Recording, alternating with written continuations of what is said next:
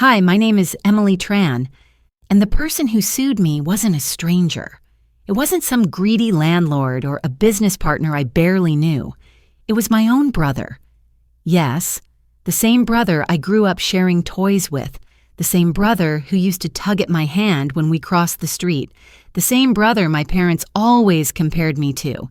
He was the one who dragged me into a courtroom and tried to steal everything I had worked for. When the summons first arrived, I thought it had to be a mistake.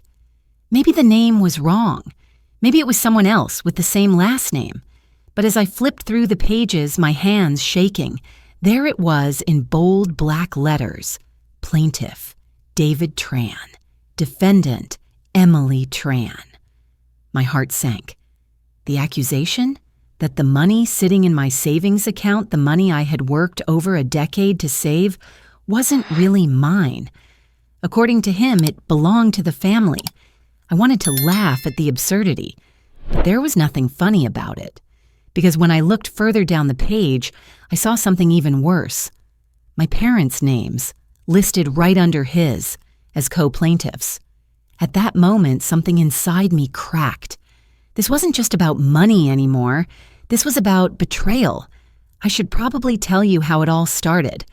For most of my life, I was the responsible child, the one who stayed home while David went out partying, the one who got good grades while he barely scraped by, the one who found a steady job and paid bills on time while he was always chasing some new dream that ended in debt.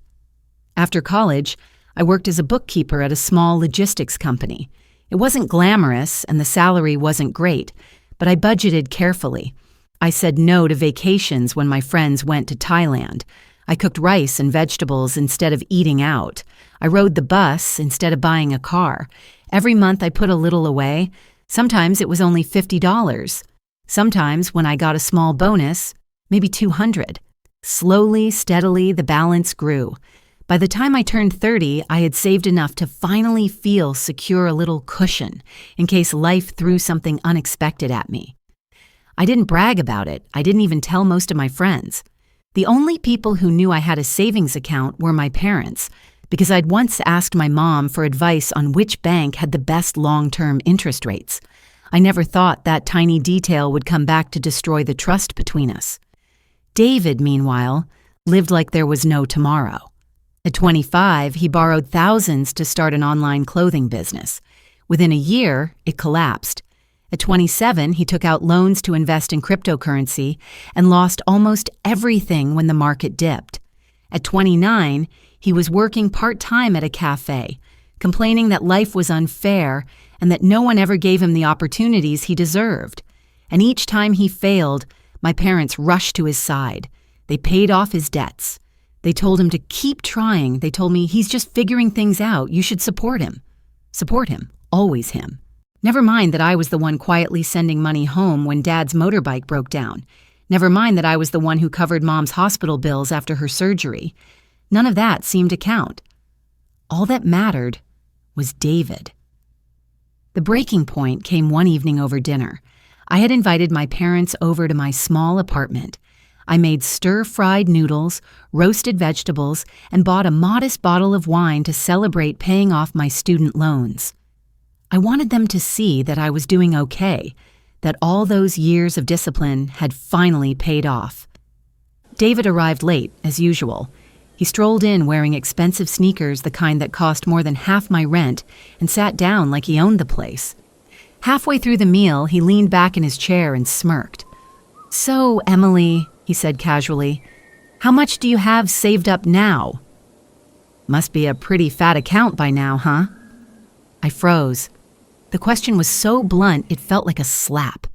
"Why would you ask me that?" I replied carefully. He shrugged. "Because I think it's time we start acting like a family. You know, I'm drowning in debt. The smart thing would be for you to help me out. After all, what's the point of hoarding money when your own brother is suffering?" I set my fork down. "It's not hoarding, David. It's saving. I worked for every dollar. And no, I'm not giving you my savings." The silence at the table was deafening. Then Mom spoke up, her voice sharp. "Emily, don't be selfish. He's your brother." I turned to her, disbelief flooding my chest. Selfish? For not giving away the money I earned? Do you know how many years I worked to save that? Do you know how many times I said no to myself so I could build a safety net? Dad cleared his throat uncomfortably. Your mother's right. David needs help. You don't even have a husband or children to take care of. What are you saving for? That one stung like a knife. What was I saving for? For security, for dignity, for the simple right to live without fear that one bad month could wipe me out. But to them, it didn't matter. That night, I asked them to leave. I couldn't stand the way they looked at me like I was the villain for refusing to hand over my own hard-earned money. I thought the argument would blow over in a few days. Families fight, after all. But I had no idea it was only the beginning. 1 week later, the summons arrived. When I saw David's name on the plaintiff line, I felt like the floor had collapsed beneath me. When I saw my parents' names underneath, it was like a second blow, harder than the first. They weren't just siding with him. They were actively helping him. The accusation was almost laughable, that my savings account was never really mine, but a family fund I had been keeping on everyone's behalf, that I had broken an agreement by refusing to share. There was no such agreement. There had never been one. But in black and white legal terms, with signatures beneath, it suddenly looked real. That night, I sat in my kitchen staring at the papers until my vision blurred. I couldn't eat, I couldn't sleep.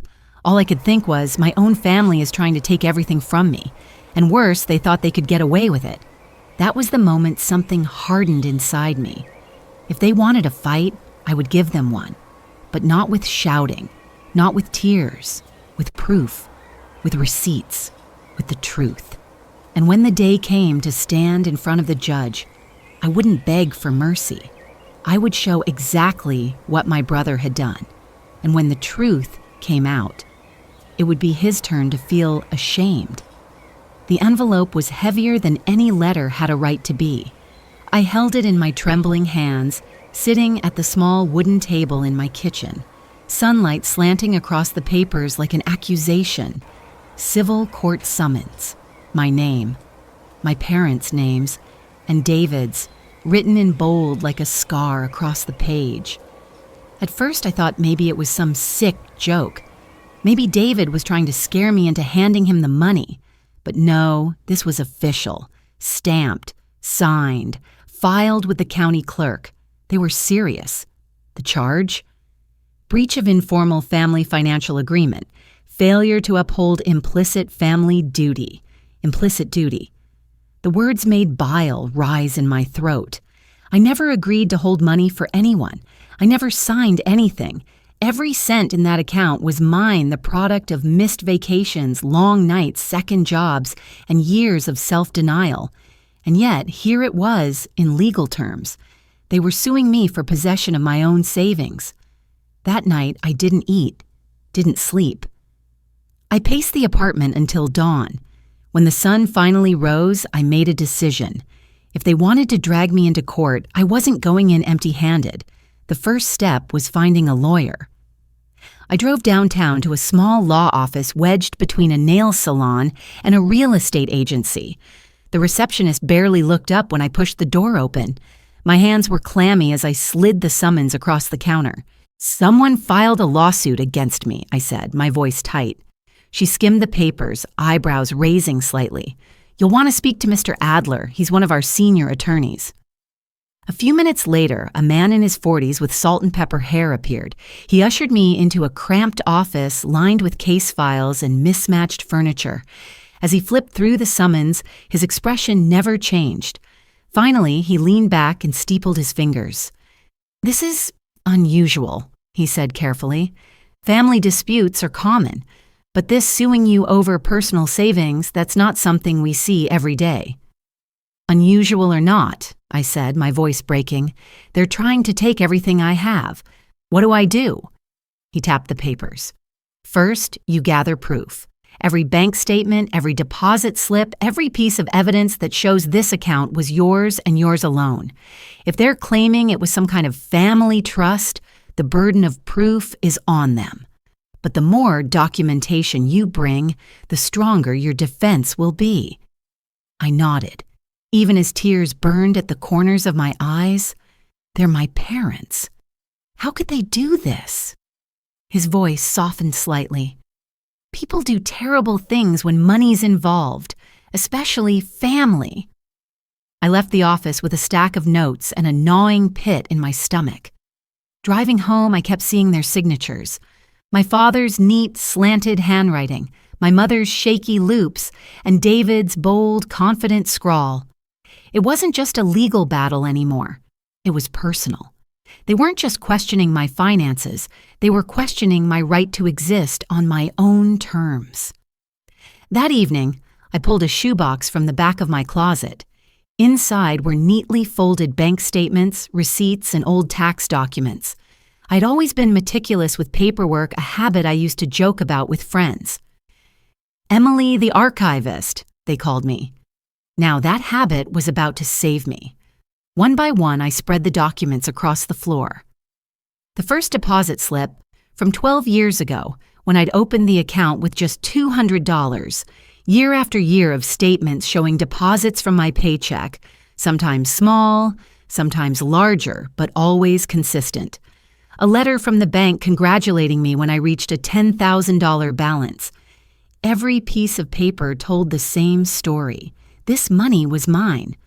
But a small, panicked voice inside me whispered, "Would it be enough?" 2 days later, I got the first real shock. I stopped by my local bank branch, hoping to get certified copies of my records. The young teller was polite at first, until he typed something into the computer and frowned. "According to our system," he said slowly, "this account is listed under a joint family fund. Primary residence David Tran." My blood went cold. "What? No, that's impossible. This account has always been mine." He shifted uncomfortably. "I can't show you the full file, but a notarized statement was added last month, linking your account to a family trust. It was signed by Margaret Tran. That's your mother, right?" My mouth went dry. "Yes, but she doesn't own this account." "I do. I'm sorry," the teller said helplessly. "I can only tell you what the system shows." I walked out of that bank in a daze, my heartbeat pounding in my ears. This wasn't just David being reckless. This was a coordinated move. They had gone as far as forging documents to make it look like my money belonged to them. That night, I called the only person I trusted, my best friend, Rachel. She picked up on the second ring. "Emily, what's wrong?" I told her everything: the lawsuit, the bank records, the signatures. When I finished, there was a long silence on the line. "Em," she said finally, her voice firm, "they're not just trying to take your money. They're trying to rewrite the truth. You need to fight this with everything you've got." "I don't know if I can," I whispered. "It's my family. It feels like I'm drowning." "Then don't fight alone," she replied. "I'll help you. We'll pull every email, every text, every scrap of proof. If David thinks he can gaslight you into giving up, he doesn't know who he's dealing with." For the first time in days, I felt a flicker of strength. The next morning, Rachel came over armed with her laptop. Together, we combed through years of messages. That's when we found the first crack in David's story, an old text from 2 years ago where he had written, "You're amazing, Em. I don't know how you keep saving so much. If I had half your discipline, I wouldn't be broke." Rachel grinned triumphantly. "That's gold. If he claims this was always his money, why would he say something like that?" We kept digging. A voice memo popped up from last Christmas when David had shown up drunk at my apartment. His voice slurred, but the words were unmistakable. "One day, all that money in your account will be mine. I deserve it more than you. You're just holding it for now." Rachel's eyes widened. "Please tell me you never deleted this." "I forgot it was even there," I admitted. She shook her head. "Emily, this isn't just evidence. This is a confession." That night, as I sat surrounded by folders and digital files, I felt something shift. Yes, my parents had betrayed me. Yes, my brother had dragged me into the ugliest fight of my life.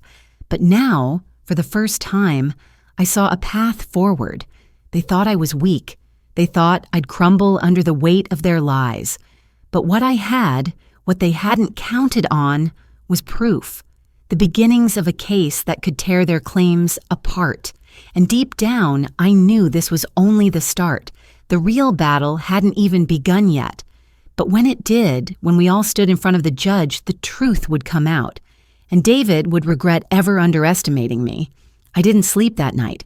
Every time I closed my eyes, I saw their signatures lined up neatly on the lawsuit, my parents' and David's united against me. The betrayal wasn't just emotional anymore. It had weight. It had form. It lived inside stamped court papers, forged bank records, and smug lies spoken into microphones. But I knew something Rachel had reminded me of. Hurt doesn't win cases. Proof does. If I wanted to stand a chance, I needed more than a shoebox of bank statements and a handful of texts. I needed ironclad evidence, the kind no lawyer could spin away. The next morning, I pulled the lockbox from under my bed. Inside were manila folders stuffed with every major document of my adult life: tax returns, mortgage applications, even pay stubs from the jobs I'd worked years ago. I spread them across the kitchen table like puzzle pieces. The deed to my apartment, insurance policies in my name, tax returns listing only my income. Every page told the same story. I was financially independent. David had never contributed a dime. Still, I knew it wouldn't be enough. My brother was good at twisting narratives. He could spin gold out of lies at least until someone tugged on the thread. That afternoon, I walked next door and knocked on my neighbor, Mrs. Henderson's door. She was in her late 60s, sharp-eyed and sharper-tongued, with a memory like a steel trap. "Emily," she said when she saw me standing there, "you look like you've seen a ghost." "In a way, I have," I replied with a weak smile. Then I told her everything: the lawsuit, the bank records, the betrayal. By the end, her mouth was pressed in a thin line. "Your brother's full of it. I've lived next to you for 5 years, and I've never once seen him spend more than 15 minutes here. If he's claiming this place is his residence, he's lying through his teeth." My chest loosened a little. "Would you be willing to put that in writing? Maybe even testify if it comes to that?" She didn't hesitate. "Of course. I'll do it right now." At her kitchen table, she scrawled out a statement: that she had lived next to me for half a decade, that she had never seen David staying at my apartment, and that, to her knowledge, I had always lived alone. She signed and dated it, her pen pressing hard into the paper. When she handed it to me, her eyes softened. "Don't let them bully you, Emily. You earned what you have." Her words gave me momentum. The next stop was the post office. I asked if there were any records tying David's name to my address. The clerk tapped at her keyboard, then shook her head. "Not until last month. His name was added as a change of address request, but before that, nothing." My pulse quickened. "Can I get that in writing?" She nodded. Minutes later, I walked out with an official statement confirming what I already knew.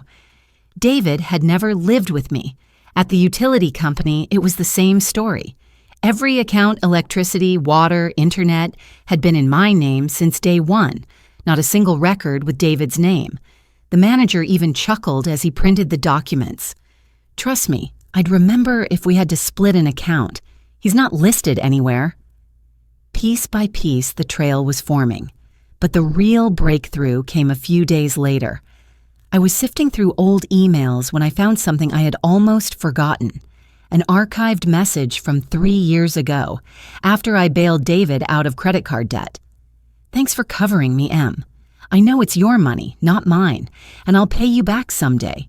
You're the best sister in the world." My hands shook as I read it. The hypocrisy was staggering.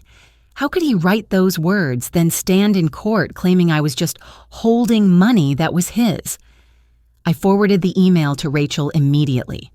Her reply came within minutes. "Print it, frame it, guard it with your life. This is exactly what you need." The next day, I received an unexpected call. Miss Tran? The voice on the other end was low, cautious. You don't know me, but I used to work at the law firm your brother hired. I froze. Go on. I saw your name on some documents years ago. A will revision. Your grandfather's, I think. At first, your name was listed as a beneficiary, but after a meeting with your mother, the new draft had only David's name. Yours disappeared. My breath caught. Are you saying they cut me out deliberately? I can't say for sure what happened in that meeting, she said quietly, but I made a copy before I was let go. If you want it, I still have it. My throat tightened. Can I meet you? She hesitated, then agreed. Tomorrow morning, Mill Street Cafe, 10 o'clock. Bring nothing but yourself. The cafe smelled of fresh bread and coffee when I walked in. She was already there, mid-40s, hair in a bun, a manila envelope sitting on the table. Without a word, she slid it toward me. Inside were 2 drafts of my grandfather's will. The first, dated 5 years ago, listed both me and David as beneficiaries. The second, stamped the very same day, had my name erased. David's name filled the space. I looked up, my hands shaking. This proves it wasn't a mistake. They erased me on purpose. She nodded grimly. If I'm called, I'll testify. I won't let them rewrite the truth. Tears pricked at my eyes. Thank you. You don't know what this means to me. She smiled faintly. Just win. That'll be thanks enough. By the end of the week, my kitchen table looked like a war map. Deeds and bank statements proving every cent was mine. Utility and postal records proving David never lived at my address. Witness statements from neighbors and clerks. Emails and texts where David admitted the money was mine. And now a will draft proving my family had been cutting me out for years. The betrayal stretched further back than I'd imagined. This wasn't just about one lawsuit. It was a pattern, a trail of lies and erasures designed to strip me of everything I had earned. That night, Rachel sat with me, flipping through the stacks. This is strong, she said, but remember, they'll paint you as selfish, cold. You need to show the ways you helped David before. Prove you weren't just protecting money, you were protecting yourself from being used again. I thought for a moment, then reached under the table and pulled out an old folder. Inside was the stub from the $5,000 check I had written to clear David's credit card debt. Next to it, a chain of emails where I had introduced him to a friend offering him a job. He never responded. This isn't about me refusing to help, I said quietly. It's about him crossing a line. Again and again. Rachel squeezed my hand. Then that's what will show the judge. That this isn't just money. It's dignity. Later that night, I stepped onto my balcony. The city hummed quietly below, streetlights glowing in the distance. For a moment, I closed my eyes and let the air fill my lungs. This was my home, my life, my story. And no matter how many lies they spun, I was ready to fight for it. Not out of spite, not out of vengeance, but out of something stronger, the belief that no one, not even family, had the right to erase me. The courthouse smelled of old wood and paper, the kind of smell that lingers in places where decisions shape people's lives. I arrived early, binder clutched in my hand so tightly my knuckles were white. Rachel walked beside me, steady and calm in her navy blazer. She had insisted on coming, even though she wasn't a lawyer. You need someone in your corner, she'd said, not just in the gallery, but in spirit. I had chosen my outfit carefully. A simple cream blouse and black slacks. No jewelry, no makeup beyond what kept me looking awake.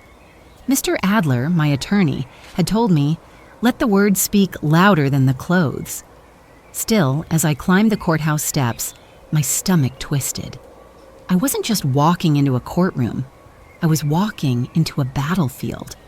When we reached the hallway outside courtroom 2B, they were already there. David stood tall in a tailored gray suit, his hair slicked back like he was preparing for a magazine cover shoot.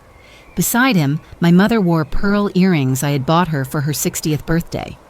My father sat stiffly, eyes focused straight ahead, his jaw tight. None of them looked at me.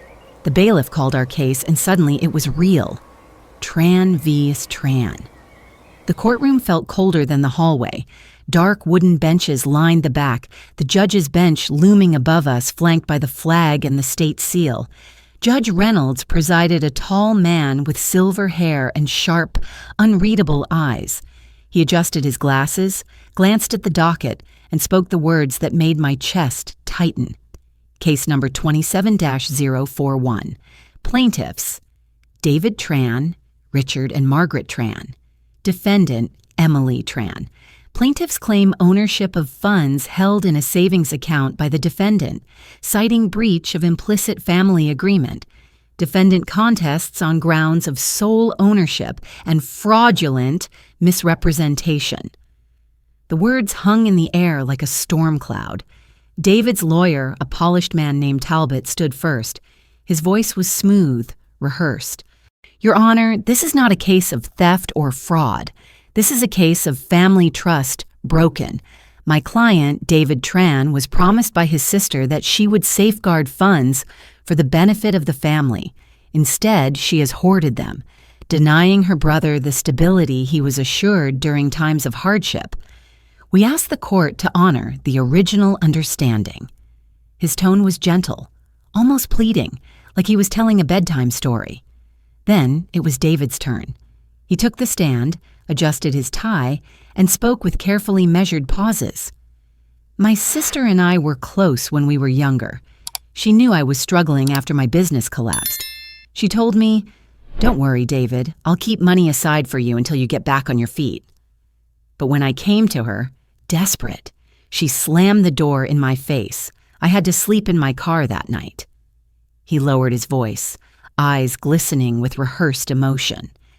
This isn't about greed. It's about family, about promises broken. Behind him, my mother dabbed her eyes with a tissue. My father's face was stone. My attorney leaned toward me. Don't react. Let them perform. Then we'll dismantle it.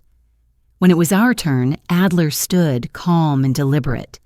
Your Honor, we do not deny that families support one another. But what we contest is the idea that Ms. Emily Tran ever agreed to hold these funds for her brother. Every cent in that account was earned, saved, and deposited by her alone. And today, we bring evidence to prove it. He gestured for me to take the stand. My hands trembled slightly as I swore the oath, but when I sat down, I forced myself to meet the judge's gaze. Adler guided me through the evidence piece by piece. The first was the bank statements. He laid them out in order: 12 years of deposits from my paychecks, every page stamped with my name and account number. Ms. Tran, did your brother contribute to these deposits? He asked. No, I said, voice steady. Every dollar came from my salary, bonuses, or side jobs. He never contributed a cent. The judge nodded, flipping through the pages. Next came the utility bills and postal records, all in my name, month after month. No mention of David. Adler looked at me. Has your brother ever lived with you at this address? Number not once. Murmurs rippled through the gallery. Talbot tried to poke holes. Ms. Tran, he said smoothly, isn't it possible that while your name was on the bills, your brother still resided there informally? I kept my voice calm. If he had lived with me, neighbors would have seen him. Mail would have come in his name. Utility companies would have listed him. None of that exists because it never happened. Talbot pressed again. But couldn't you have allowed him temporary access to the funds? I could have, I said, but I didn't, and I never promised I would. That's when Adler brought out the heavier evidence. First, the text messages. The one where David admitted, I don't know how you keep saving so much. If I had half your discipline, I wouldn't be broke. The judge read it carefully, eyebrows lifting slightly. Then, the audio recording. My heart pounded as the courtroom filled with David's voice. One day, all that money in your account will be mine. I deserve it more than you. You're just holding it for now. David's face flushed red. "Mr. Tran," the judge asked, "do you dispute this is your voice?" David shifted. "No, Your Honor, but I was drunk. I didn't mean it." The judge's gaze didn't waver. Then Adler presented the witness statements. Mrs. Henderson's letter, the postal clerk's record, the utility manager's testimony. One by one, the puzzle pieces aligned into a picture too clear to deny.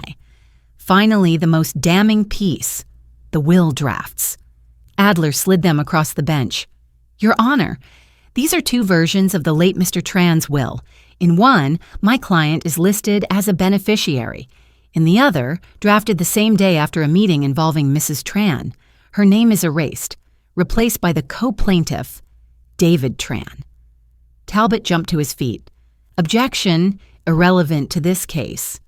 "On the contrary," Adler replied, "this shows a pattern, a history of misrepresentation and exclusion designed to rob my client of what is rightfully hers." The judge studied the documents. Then he called the former paralegal to the stand. She testified calmly about the day she witnessed my mother in that office, how the draft mysteriously changed afterward. Her voice didn't waver once. The courtroom shifted. I could feel it, the tide turning. And then Adler revealed one last piece, a small recorder. "Your Honor," he said, "this is an audio recording made in the courthouse hallway prior to today's session." Judge Reynolds listened through headphones, his expression unreadable. When he removed them, his gaze cut like steel. It was David's voice again, clear and bitter. "I don't care about the money. I just don't want her to have it." The silence that followed was deafening. The judge looked directly at David. "Do you dispute this?" David swallowed hard. "No, Your Honor, but—" "No further explanation needed," the judge interrupted. By the time both sides rested, the air in the courtroom felt heavy, charged. Judge Reynolds leaned back, hands folded. "I will review all evidence presented and issue a written decision within 30 days. The gavel struck, case adjourned. As we filed out, I passed by David. For a brief second, I searched his face, wondering if the brother I had once loved was still in there somewhere, the boy who had laughed with me on Christmas mornings, who had shared secrets under the blankets when we were kids. But all I saw was a stranger, eyes cold, jaw clenched. Outside, the autumn air hit me like a cleansing wave. Rachel touched my shoulder. "You were strong. You told the truth. That matters." I nodded, the binder heavy in my arms. For the first time in weeks, I felt something that wasn't fear. It was resolve. Whatever the judge decided, I knew this much. I hadn't let them rewrite my story. The courthouse felt different the day of the verdict. The corridors no longer buzzed with lawyers rehearsing arguments. Instead, there was a heavy quiet, as though the walls themselves held their breath. I sat on the hard wooden bench outside courtroom 2B, my hands clasped tightly in my lap. Rachel was beside me, scrolling absently through her phone, though I could tell she wasn't really reading. Mr. Adler stood a few steps away, calm as ever, adjusting his glasses with the precision of a man sharpening a blade. I tried to steady my breathing. Weeks had passed since the hearing. Weeks of waiting, wondering, replaying every word, every look exchanged in that courtroom. Now it all came down to this. When the bailiff opened the doors, my family was already there. David sat at the plaintiff's table, jaw tight, his expensive suit slightly wrinkled as though he hadn't been sleeping well. My mother sat beside him, her pearls gleaming under the fluorescent lights, her lips pressed into a thin line. My father stared straight ahead, stone-faced as if carved from granite. None of them looked my way. I felt Rachel squeeze my hand before I followed Adler to the defense table. My binder of evidence sat before me, though today it was no longer needed. The arguments had been made, the evidence submitted. Now the judge's word would be final. Judge Reynolds entered, his black robe flowing, his expression unreadable. He adjusted his glasses and cleared his throat before speaking. This court has carefully reviewed all evidence submitted, including financial records, witness testimony, and recorded statements. The question before us is whether the defendant, Ms. Emily Tran, acted as custodian of funds belonging jointly to her family, or whether said funds are her sole property. The courtroom seemed to shrink around me. The judge continued. First, the financial records. It is evident that the account in question has, for more than a decade, been solely funded by the defendant. No documentation, no deposit, no trace of contribution exists from the plaintiffs. This alone casts significant doubt on the claim of shared ownership. David shifted in his seat. My mother's hand tightened around his arm. Second, the testimony and supporting documentation establish that Mr. David Tran has not resided with the defendant during the period in question, contrary to statements made under oath.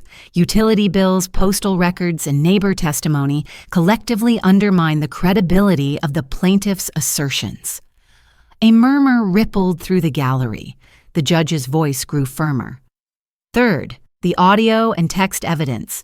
Mr. David Tran's own words reveal intent not to reclaim property rightfully his, but rather to deprive his sister of her financial independence. This court cannot ignore such statements, particularly when they demonstrate malice rather than justice. David's face turned crimson. His lawyer scribbled something furiously on a legal pad, though it was far too late. Finally, Judge Reynolds turned his gaze directly toward me. Ms. Tran, you have demonstrated through consistent documentation and credible testimony that these funds belong solely to you. Therefore, it is the judgment of this court that the plaintiff's claim is dismissed with prejudice. The defendant retains full ownership of the account. My breath caught. It was over. But the judge wasn't finished. Furthermore, he said, his eyes narrowing, this court admonishes the plaintiffs for bringing forth claims rooted in falsehoods and for attempting to manipulate both family ties and legal proceedings.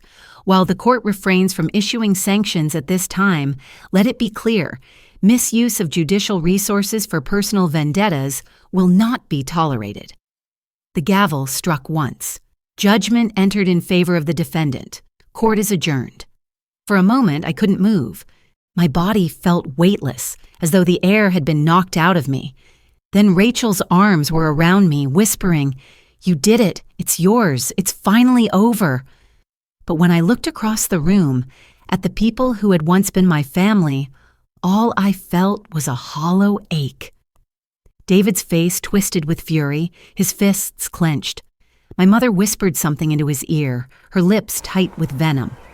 My father finally turned his gaze toward me, and for the briefest second, I saw not hatred, but disappointment, as though, in choosing truth, I had betrayed something sacred. They rose together, a single unit, and walked out without a word, without a glance in my direction. Outside, the sun was shining. The city bustled as though nothing had happened, as though the world didn't care that a family had been shattered inside a courtroom. I stood on the courthouse steps, binder in hand, watching the traffic rush by. Adler shook my hand firmly. "You were brave," he said. "Not many people can withstand what you just did." "Thank you," I murmured. Rachel looked at me with soft eyes. "You kept your freedom, your future. That matters more than anything." I nodded. It did matter, but freedom came with a cost. That night, I sat at my kitchen table, the verdict papers spread before me.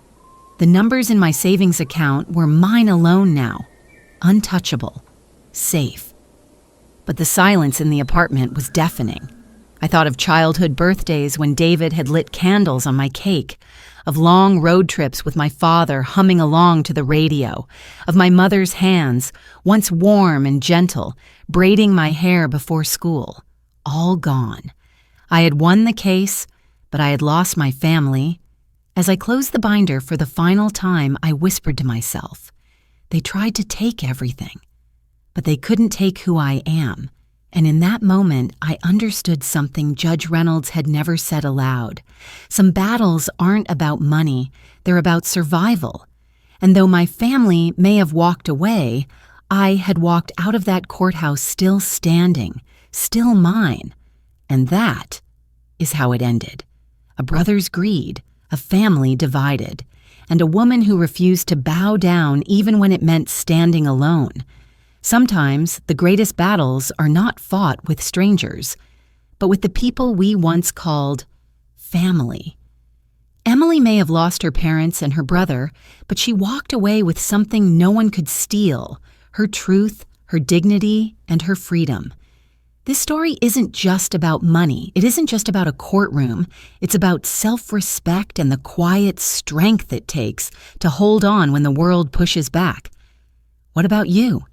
Have you ever been betrayed by someone you trusted the most? Share your story in the comments because your voice deserves to be heard. Thank you for watching. If this spoke to your heart, please like, share, and subscribe. And remember, your love, your truth, your place are always worth defending.